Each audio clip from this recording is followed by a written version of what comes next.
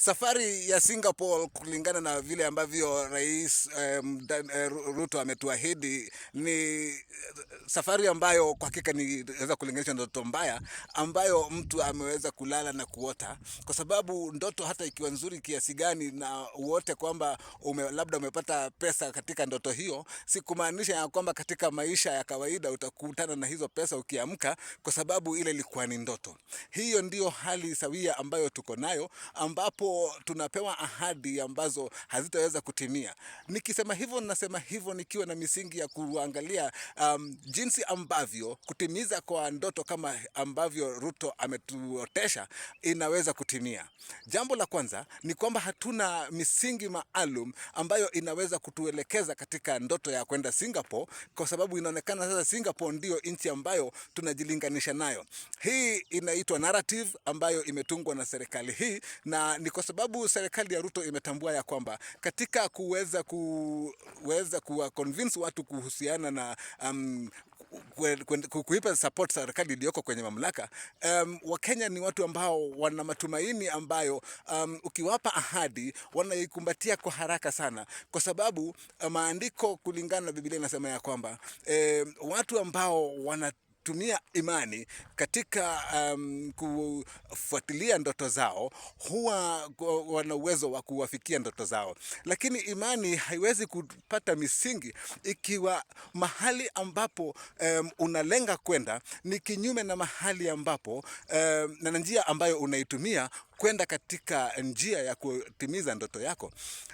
Katika nchi ya Singapore, kitu cha kwanza ambacho kilifanyika na serikali ya Singapore ni kwamba waliweka mikakati kabambe kuhusiana na kupambana na ufisadi, afya, elimu na hata kujaribu kuinua mazingara, kwa sababu kuwezesha nchi hiyo kuwa kivutio kwa watu na wale ambao wana malengo ya kuegeza katika nchi hiyo. So hapa kwetu Kenya, kitu kama ufisadi ni kitu ambacho kimekuwa ni donda sugu. Limekuwa donda sugu kwa sababu kila ambaye anaingia akiwa na malengo ya kuingia katika serikali, lengo lake haswa ni kujinufaisha kibinafsi na kuweza kupata misingi ya kuweza kuendelea kuwa katika uongozi na katika nyadhifa ya kuwa ni mtu ambaye anatambulika, kwa sababu hilo ndio lengo kubwa ambalo linamwezesha kuwa na stability ya nchi yake, boma yake na maisha yake kuanzia hapo. Lakini hana lengo maalum ama lengo kamili la kutaka kuinua hali za kimaisha. Angalia maisha ya watu wa Singapore ukilinganisha na watu wa Kenya. Utakuta ya kwamba Singapore, ambao ni nchi iliyokuwa kama slum katika miaka ya hapo nyuma, ni nchi ambayo kwa hivi sasa inahesabiwa katika nchi za first world kulingana na ambavyo imeweza kufanya maendeleo. Hii ni kutokana na sababu ya kwamba wakati aliyekuwa prime minister wa nchi hiyo wakati wa kuleta mabadiliko hayo alipopewa mwelekeo na wataalamu waliokuja kumpa wasia kuhusiana na jinsi ya kuweza kuinua nchi yake, mwelekeza ya kwamba ni lazima apigane na ufisadi bila ya huruma. It is only in Singapore ambapo ni rahisi sana kwa mtu ambaye ni mfisadi na amepatikana kashfa za ufisadi kuwekwa kitanzi. Jambo ambalo hapa kwetu Kenya ni kitu ambacho hakiwezi kufanyika, kwa sababu tunaona ya kwamba kuweka misingi kama hiyo itaathiri watu wengi sana, kwa sababu karibu kila mtu ni mfisadi. Kila mtu anatafuta nafasi na njia ya kuweza kujipatia pesa na mali ambayo itamwezesha yeye kukaa katika maisha ya starehe kwa kipindi kirefu ambacho atakuweko uhai. So kila mtu anajaribu kutafuta pesa kwa njia ambazo si halali, kwa sababu ana lengo la kuweza kujiboresha yeye binafsi katika maisha yake. So ingelikuwa kuna sheria madhubuti kuhusiana na kujaribu kutokomeza janga hili la ufisadi, basi hakika tungelikuwa tumekanyanga hatua kadhaa mbele katika kuweza kutimiza malengo ya kwenda kujilinganisha na nchi kama ya Singapore. Angalia jambo lingine ambalo lina tukabili hapa ni kwamba Singapore elimu ni kama bure kule. na ukilinganisha na misingi ya elimu hapa kwetu Kenya inaelekea kutokomea. Kwa sababu gani? Kwa sababu idadi kubwa ya Wakenya ni watu ambao hawezi kupata namna ya kuweza kulipia masomo kwa wana wao, kwa sababu elimu ina gharama ya juu kupita kiasi cha uwezo wa mzazi kushughulikia elimu ya mtoto huyo. So ni nchi gani hii ambayo inaweza kuendelea ikiwa msingi wa elimu uko kinyume ama uko chini ya uwezekano wa wanaotazamiwa kuinua nchi hiyo kuweza kujimudu?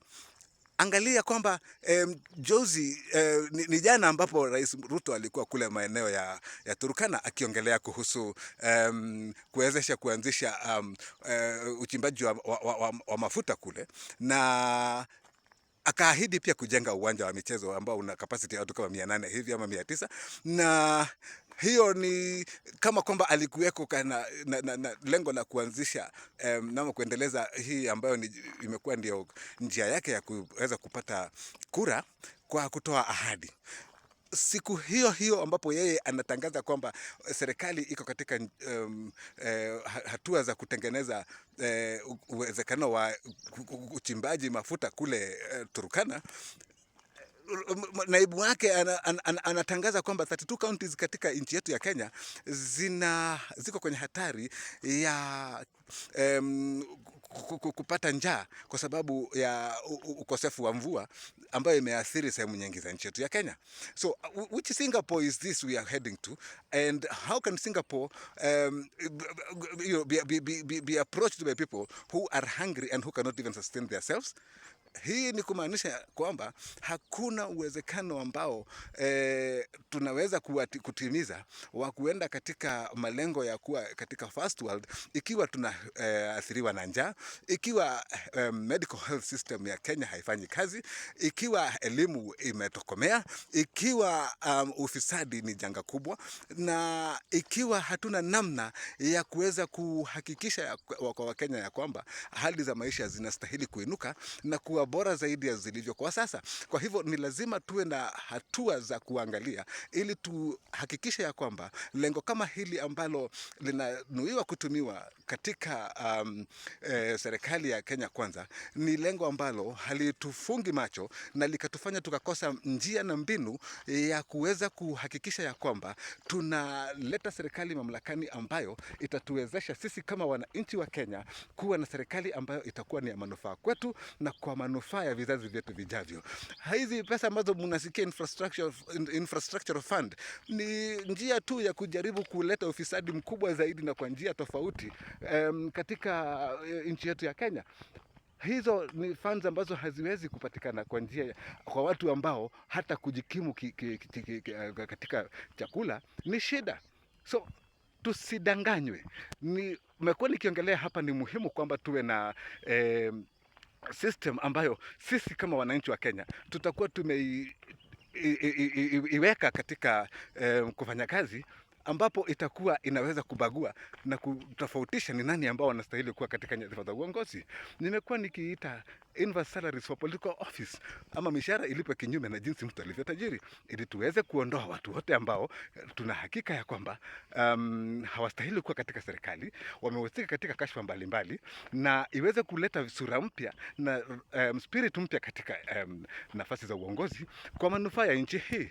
Hayo ndio mambo ambayo yanaweza kuleta mabadiliko katika nchi yetu ya Kenya, ikiwa sisi kama wananchi tutaanzisha public initiative ambayo itasaidia kuafikia malengo hayo.